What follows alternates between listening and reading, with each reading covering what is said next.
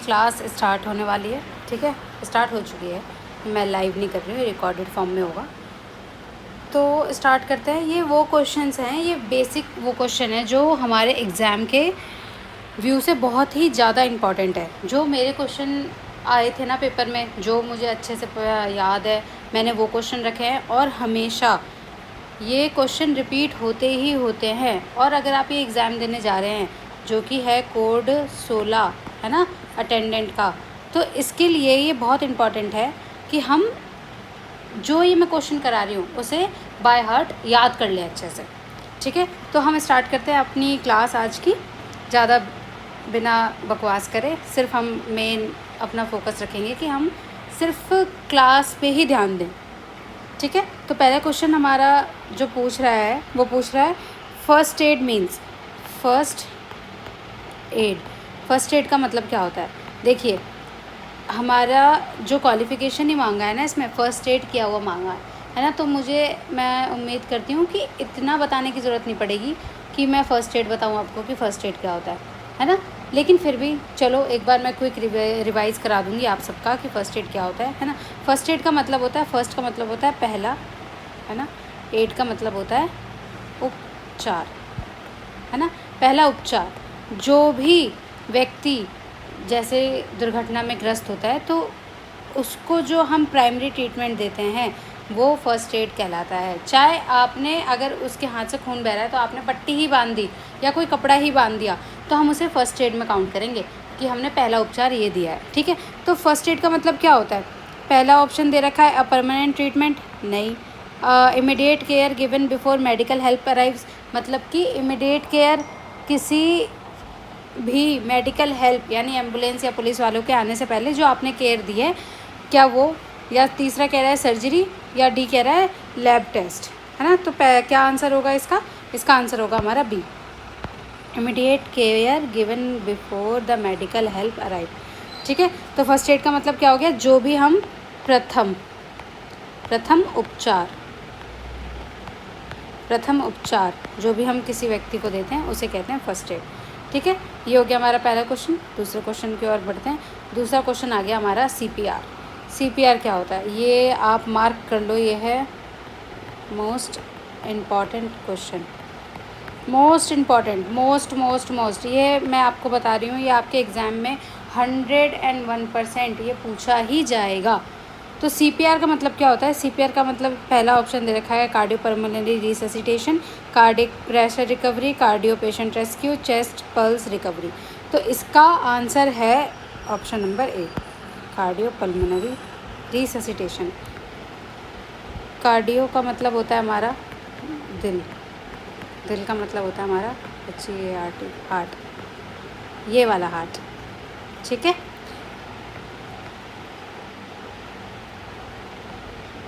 Pulmonary का मतलब होता है हमारा फेफड़े, फेफड़े का मतलब होता है लंग्स। रिसस का मतलब होता है दोबारा से जीवित कराना, है ना। कार्डियोपल्मोनरी रिससिटेशन का मतलब होता है जब व्यक्ति का हृदय और जो उसके लंग्स हैं यानी कि फेफड़े दोनों काम करना बंद कर दें। लंग्स, अगर फेफड़ा काम करना बंद करेगा तो व्यक्ति को सांस नहीं आएगी, है ना, और कार्डियो बंद कर देगा तो दिल का दौरा, जो हमारा दिल है, दिल ही बंद हो जाएगा, है ना। दिल बंद हो जाएगा इसका मतलब कि पेशेंट ख़त्म, है ना। तो सीपीआर हम किस लिए देते हैं? सीपीआर एक ऐसी प्रक्रिया है जिसमें हम 30:2 के रेशो में क्या करते हैं? 30 बार चेस्ट कंप्रेस करते हैं और 2 बार देते हैं सांस, ब्रीदिंग। याद रखना हमेशा, ये रेशो बहुत इंपॉर्टेंट है, 30:2। 30 बार हम क्या करेंगे? उसके सीने पे दबाव बनाएंगे। सीने पे भी दबाव का मान लीजिए ये ह्यूमन बॉडी है, ठीक है, ये निप्पल है और इनके बीचों बीच यहाँ दबाते हैं। यहाँ 30 बार हम क्या करेंगे? 30 बार सीपीआर करेंगे यानी कि हाथ से दबाव देंगे और 2 बार इसके मुंह में सांस देंगे, ठीक है। 30:2 हमेशा याद रखना। सीपीआर की फुल फॉर्म क्या होगी? Cardiopulmonary resuscitation.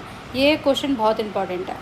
ठीक है, तीसरे क्वेश्चन की ओर बढ़ते हैं। तीसरा क्वेश्चन है हमारा, the first step in the ABC of first aid. ABC का मतलब क्या होता है ना? A for APPLE Apple, B for boy. तो ऐसा हम कभी नहीं पढ़ेंगे। अब ये हमारी ABCD की वो नहीं है। ए का मतलब होता है हमारा एयरवे।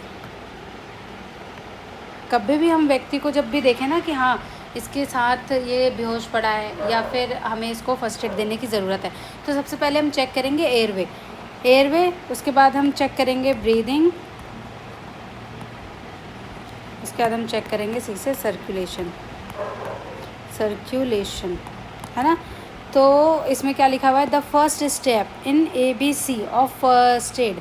फर्स्ट एड के पहले स्टेप में हम क्या करेंगे, तो हम फर्स्ट एड के पहले स्टेप में ए से एयरवे चेक करेंगे। एयरवे चेक करेंगे हम कि जो व्यक्ति की जो सांस लेने का पैटर्न है, मतलब हम ये देखेंगे कहीं उसका गला तो नहीं दब रहा, कहीं अगर उसके मुंह में गुटखा है या कुछ भी ऐसा फॉरेन आइटम है जो उसको सांस लेने में दिक्कत कर रहा है, तो उसे हम निकाल देंगे। तो सबसे पहले हम चेक करेंगे एयरवे, उसकी सांस चल रही है या नहीं। सांस चलने के लिए हम देखेंगे कि उसका रास्ता क्लियर है या नहीं, तभी तो सांस देख पाएंगे। अगर मुंह में ही कुछ है तो हम कैसे देख पाएंगे कि भाई सांस ले रहा है या नहीं।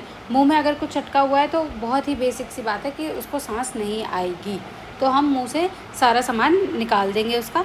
सबसे पहले हम चेक करेंगे एयरवे, उसका एयरवे पैटर्न करेंगे। ठीक है, चौथे क्वेश्चन की ओर बढ़ते हैं। चौथा क्वेश्चन कह रहा है हमारा, नॉर्मल टेम्परेचर बॉडी का, नॉर्मल बॉडी टेम्परेचर यानी कि शरीर का तापमान नॉर्मल कितना होता है बताइए। 35, 37, 39 या 40 डिग्री। तो हमारा नॉर्मल टेम्परेचर होता है 37 डिग्री। ठीक है, और 96 फ़ारेनहाइट। हमेशा अगर ये दो तरीके से क्वेश्चन पूछ सकता है, टेम्परेचर में पूछेगा तो हम 37 डिग्री सेल्सियस लगाएंगे, और नहीं तो 96 फ़ारेनहाइट अगर आपके पास आता है तो। ठीक है, पांचवा देखते हैं, which colour bag is used for human anatomical waste under biomedical waste management rule.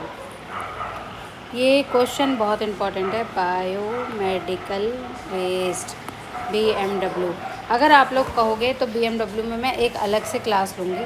BMW बहुत बहुत बहुत ज़्यादा इम्पॉर्टेंट है। अगर हम BMW यानी कि बायोमेडिकल वेस्ट नहीं समझेंगे तो दिक्कत आ जाएगी, और ये बहुत ही इम्पॉर्टेंट है। आप मानो मेरी बात को, इसमें से ये भी इम्पॉर्टेंट है, इसमें से कम आपके 2 या 3 क्वेश्चन आएंगे।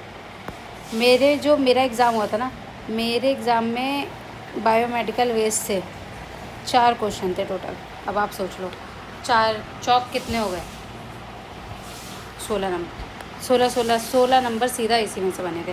तो इसमें पूछा हुआ है, which colour bag is used for human anatomical waste. मतलब कि जो शरीर हम ह्यूमन का काट देते हैं ना, मान लो जैसे हाथ काट दिया या कुछ भी ऐसा वेस्ट हुआ जो मानव शरीर से पैदा हो रहा है ना, तो उसको हम कौन से बैग में डालेंगे। उसको हम डालेंगे ब्लू बैग में, येलो बैग में, रेड बैग में या ब्लैक बैग में। तो हम उसे डालेंगे हमेशा पीले बैग में। रेड में हमारा क्या जाता है, प्लास्टिक, हमेशा याद रखना इस बात को। ब्लू में हमारा जनरल वेस्ट जाता है। ठीक है, आगे क्वेश्चन पे बढ़ते हैं। Hand washing is the most important way to prevent. हाथ धोना सबसे ज़्यादा इफ़ेक्टिव है किस चीज़ को प्रिवेंट करने के लिए, फ्रैक्चर को प्रिवेंट करने के लिए, इन्फेक्शन को प्रिवेंट करने के लिए, या फिर बर्न को रोकने के लिए, या फिर पॉइजनिंग को रोकने के लिए। बताइए, हाथ धो के हम क्या कर सकते हैं, बहुत बढ़िया बात है, हम इन्फेक्शन को रोक सकते हैं। ठीक है, हैंड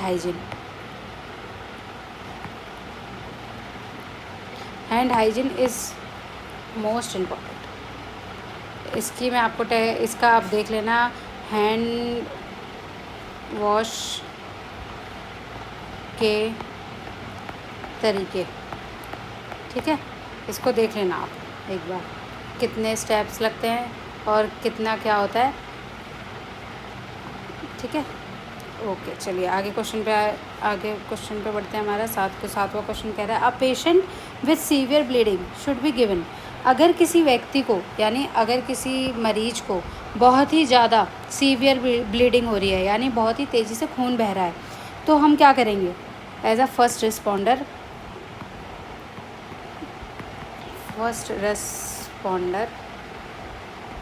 हम क्या करेंगे?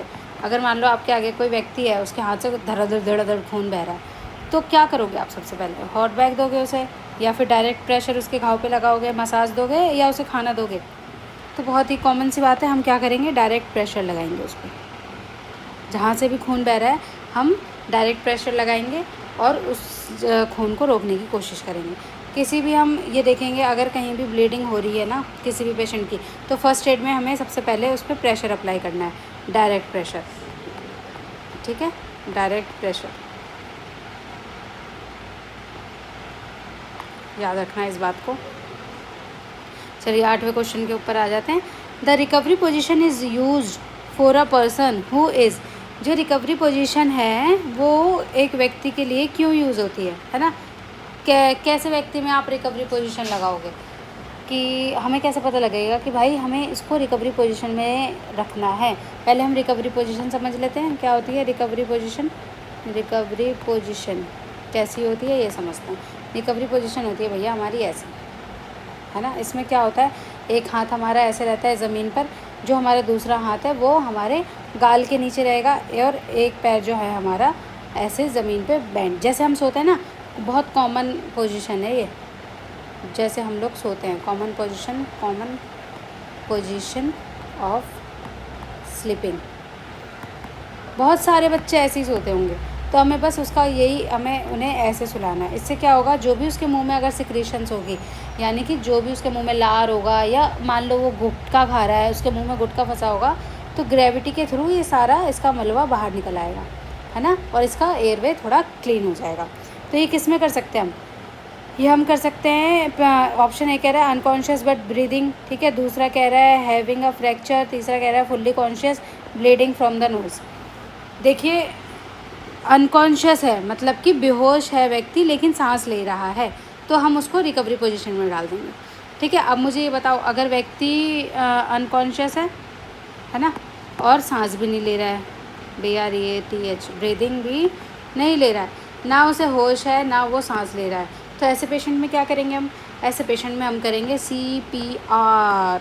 क्या करेंगे? CPR। CPR एक वो प्रक्रिया है जिसमें हम सीने पे दबाव बनाते हैं। सीने पे दबाव कहाँ बनाएंगे? ये रहा, ये हमारी निप्पल्स हैं, और ऐसे ऐसे ऐसे ऐसे इमेजिनरी लाइन ड्रॉ करेंगे, इन दोनों के बीच का जो सेंटर पॉइंट है, यहाँ हम सीने पे दबाव बनाएंगे। कितनी बार दबाव बनाएंगे? 30 बार दबाव बनाएंगे और 2 बार सांस देंगे। 1 2 3 4 5 6 7 8 9 10 11 12 13 14 15 16 17 18 19 20 21 22 23 24 25 26 27 28 29 30 हमेशा हमें काउंट करना है, और उसके बाद 2 बार इसको सांस देंगे। तो कैसे काउंट करना है हमें? ऐसा नहीं कि 1 2 3 4 ऐसे जैसे मैंने काउंट करा वैसे कर देंगे, नहीं। 1 2 3 4 5 ऐसे काउंट करेंगे, ठीक है। तो इसका आंसर क्या होगा? The recovery position is used for a person who is unconscious but breathing. इसका आंसर हो जाएगा हमारा ए। अनकॉन्शियस है लेकिन सांस ले रहा है, तो हम इस पोजीशन उसको क्या करेंगे? रिकवरी पोजीशन में डाल देंगे, ठीक है। चलिए आगे क्वेश्चन देखते हैं। Which vitamin help in blood clotting? बताओ कौन सा करता है? विटामिन ए करता है, विटामिन सी करता है, या विटामिन डी करता है, या विटामिन के करता है? तो क्या करता है? विटामिन के। इसका आंसर हो जाएगा ऑप्शन डी। 10वां क्वेश्चन, मोस्ट इम्पॉर्टेंट क्वेश्चन।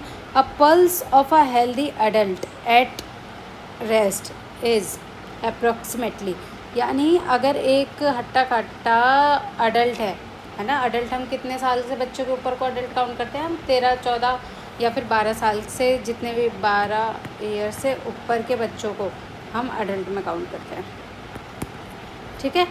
तो कितना होना चाहिए पल्स 1 मिनट में? कितना होना चाहिए? तो 1 मिनट में 20 से 40, या फिर 60 से 100, या फिर 120 से 140, या 150 से 180। तो इसका ऑप्शन है जी हमारा ऑप्शन नंबर बी, 60 से 100 के बीच में पर मिनट। ये हमारी नब्ज़ हमारी धड़कनी चाहिए, ठीक है। चलिए आगे बढ़ते हैं। क्वेश्चन नंबर 11 है, the universal symbol of bio hazard is used for.